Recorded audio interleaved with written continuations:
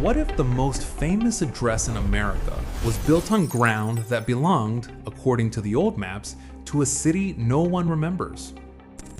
I'm going to show you maps from the 1500s that don't make sense. Detailed world maps made by royal cartographers drawn with meticulous care. And on nearly all of them, right where the eastern United States is today, there are cities, kingdoms, castles with flags. But according to what we learned in school, none of this should exist yet. One note before we begin. Everything in this episode comes from old maps, old books, and old photographs. Nothing you will see here is newer than 1934. The story we were taught says European settlers arrived to empty shores. Small groups found nothing but wilderness and scattered villages. But these maps tell something completely different. They show established kingdoms, walled cities, and road systems, all of it drawn before mass colonization even began. One name appears over and over, Norumbega, sometimes spelled Norumbega or Oranbega or just Bega. It shows up on maps from 1529 through the early 1600s, described as a grand city on a river. Modern academics call it a fairy tale. By the end of this video, you can decide that for yourself.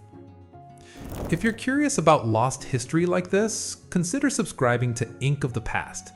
Every subscription genuinely helps this channel keep digging through the old maps, and the like on this video helps more people find it. Look at this map from 1540, attributed to the Portuguese seaman Antonio Pereira. There's a kingdom in the northeast flying the fleur-de-lis that's usually French. Another power, using a red and white striped flag, controls the south and the west. Could be Spanish. But there's a problem with the date.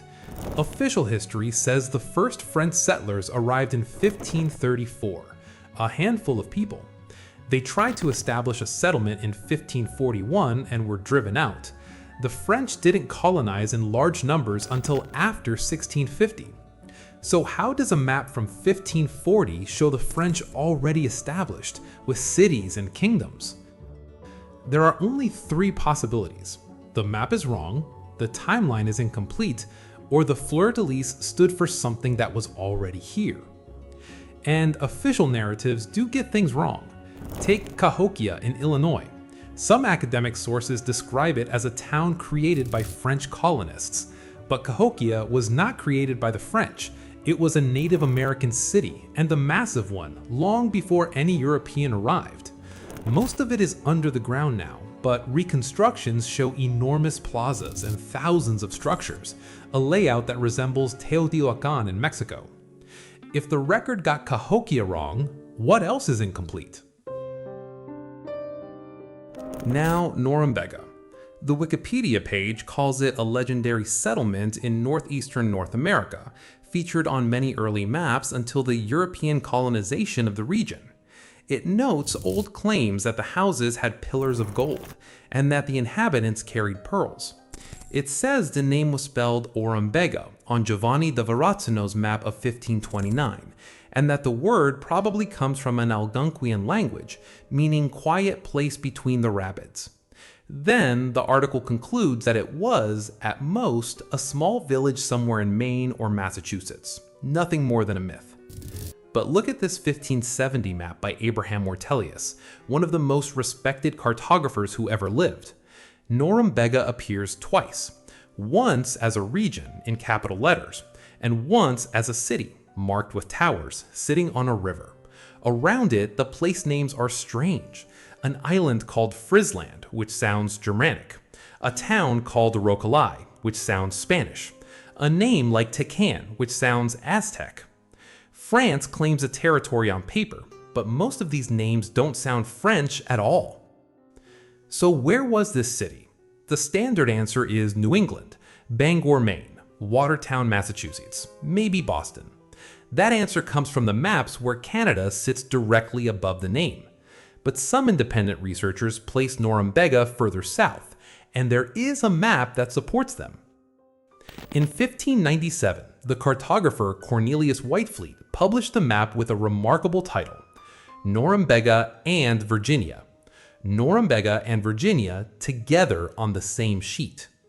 On this map, the city of Norumbega sits directly above Virginia, near the Appalachian Mountains. And in the high-resolution close-up, you can see something very specific.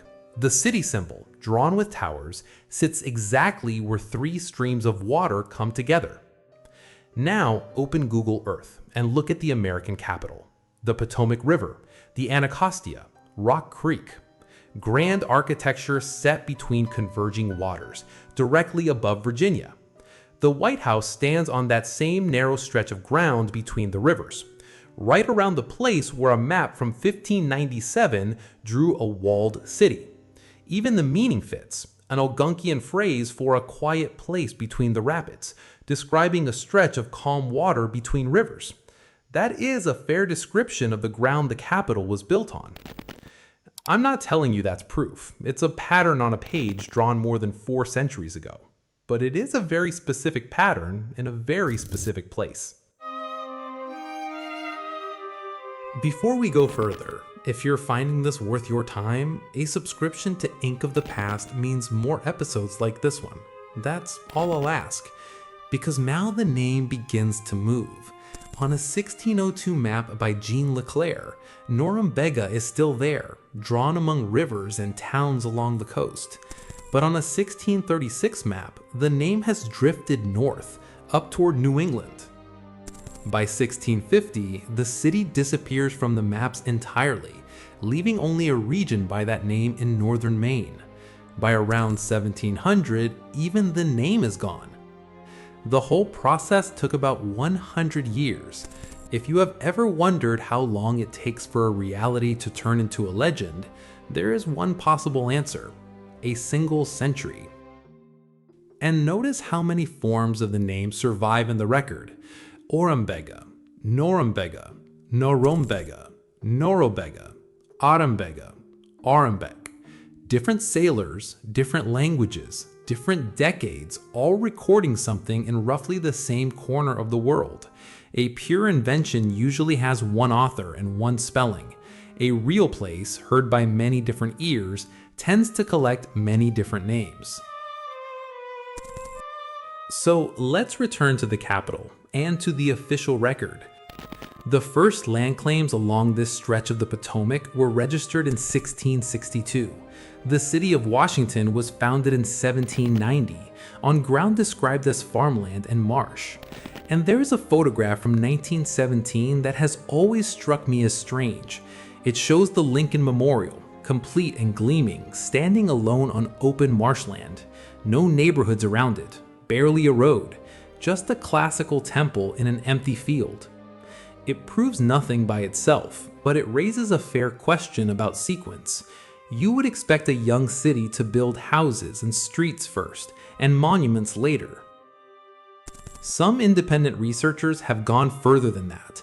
They point to old construction and excavation photographs from around the capital, including work near the White House grounds, and they ask whether some of the city's most famous buildings were raised on older foundations.